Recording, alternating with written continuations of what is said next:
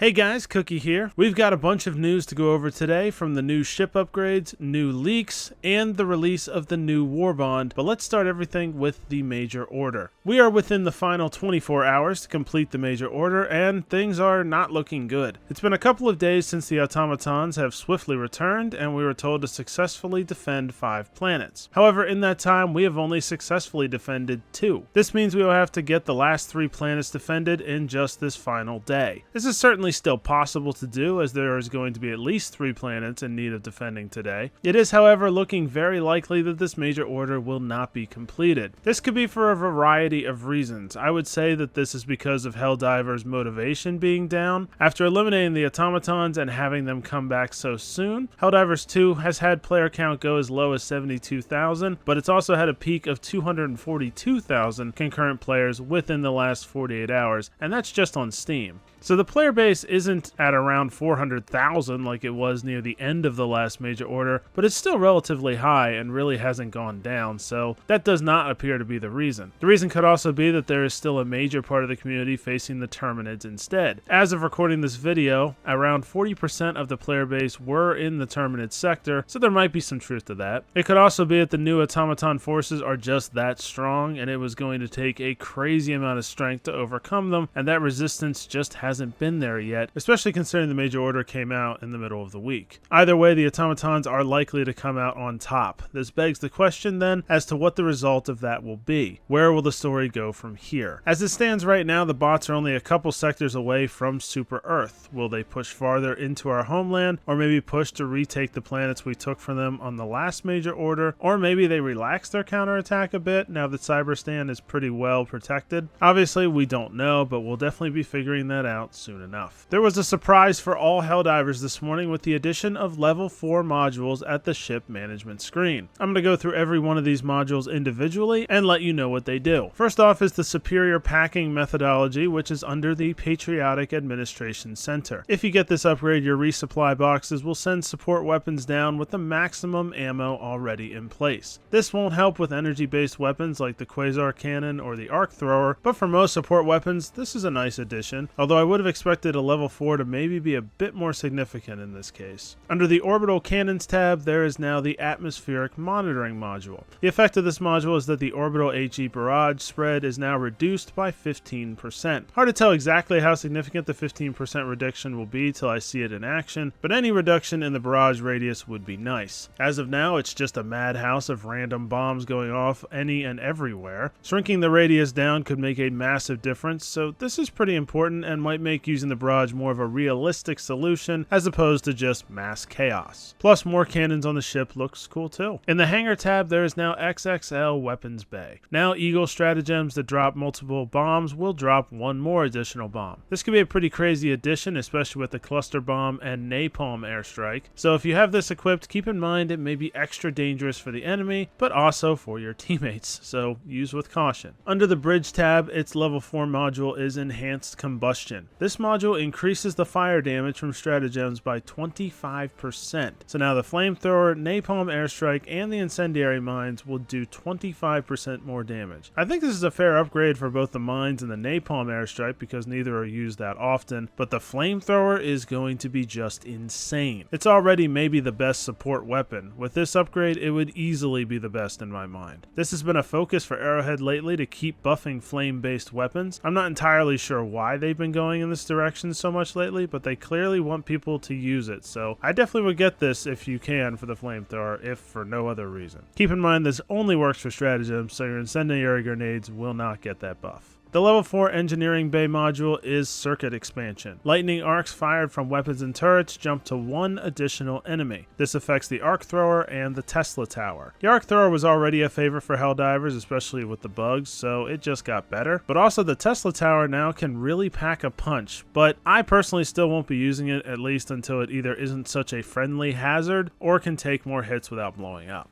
And the last one is the Robotics Workshop, and it gets a new level 4 module called Blast Absorption. Now sentries will take 50% less damage from explosions. Sentries desperately needed a buff from blowing up so easily, and this is a start down that road. It should be much harder for enemies to blow them up. There'll at least need to be a good bit of enemies firing at it to blow it up instead of one stray rocket doing the job. Overall, I'm always happy getting new things to strive for in this game. Some players were unlocking all of the modules and didn't have a reason to keep collecting samples in the game, so this will keep that problem at bay, at least for a little while. So I think it was definitely necessary, or else samples would start being useless in the game, which I think would be a serious problem for those experienced players. Now they just need more stratagems to give requisition slips some point in the game. We'll see what happens with that. This morning, the new Democratic Detonation Warbond was released. I won't go over everything in this Warbond since we already did that when the trailer was released, but I will go over the new victory poses that were not shown in the trailer. The first one is the squat victory pose. I guess this could be a funny looking pose at the end of a match, otherwise kind of basic. The courtly bow victory pose, which I actually really like. This would look hilarious for a Helldiver who's returning from battle with bug guts or robot oil spilled all over himself. This will probably be my new default. And also the boxer victory pose, which I could definitely see appealing to people too. I like the new victory poses, but I am wondering when we'll be getting more emotes in these Warbonds. There hasn't been any emotes involved in any of the last 3 Warbonds that we've had now, and the emotes are definitely more interesting since you can actually do them on the battlefield, and the hug and handshakes can be done with friends, which makes them a lot of fun. I hope that in future Warbonds they will add to that. As far as everything else, there will be a video showcasing every weapon in this Warbond that comes out later today on this channel. Swanee will be testing out everything he can about the weapons and give you guys a full report, so be watching out for that. A new personal order is out, which says to kill 10 enemies with the expendable anti-tank. This is pretty easy today, especially with a full team using the EAT. You will be over with this personal order very quickly. The Superstore has also been updated, and my favorite armor, the FS-34 Exterminator, is back. Be sure to grab this if you haven't already. Best looking armor in the game in my opinion. The CE-81 Juggernaut armor is also available for purchase with super credits. Lastly, there's a couple of leaks to look at. There have been a few elements of a new objective mission that were leaked showing an automaton centrifuge mixer. It looks like humans are potentially being quite literally processed by the bots for fuel, I'm guessing, which is definitely some Terminator type shit. And of course, I would assume the idea of the objective is to destroy the mixer and stop this undemocratic massacre of fellow humans. There was also an icon that was leaked, which would lead me to believe that this isn't just something that we'll see along with automaton bases, but that this will actually be a main point of a mission. I've always said that I'd love to see as much diversity with missions as possible, and this may also add some interesting lore elements to the game, and I have no problem with either of that. Also, it's leaning into more horror elements, which fits very accurately with this game. There's also new test footage leaked of the upcoming new stratagem, the Eagle air-to-air missiles. This is one of the new anti-air stratagems that appears to be in the works. Watching this footage, it appears that the missile won't only target air units, but will prioritize air units if they are nearby. This is great against both Shrieker units and gunships, but for the Shriekers, it's extra nice because it will take out a bunch of them at once if they're all clustered together. It can be used to attack objectives as well, like the radio tower or the automaton artillery. You could also use it against ground foes like the Bile Titan if you want, but it's probably most effective if air units are involved in some way. But in case you get on a map with that stratagem and no air units happen to spawn, it won't be totally useless. Alright guys, that does it for today's news update. I hope you got something out of it. If you did, please consider smashing that like button for us. It really helps a lot. Let us know in the comments down below any thoughts you guys have about the latest Warbond, the major order, the new modules, or whatever you want to talk about. Hit subscribe if you haven't already, and give that bell a push too so that notifications will be turned on and you won't miss out on any future Helldivers 2 content, including the Warbond video coming out later today. But for now, that's it for me, and I will talk to you guys in the next video. Bye bye.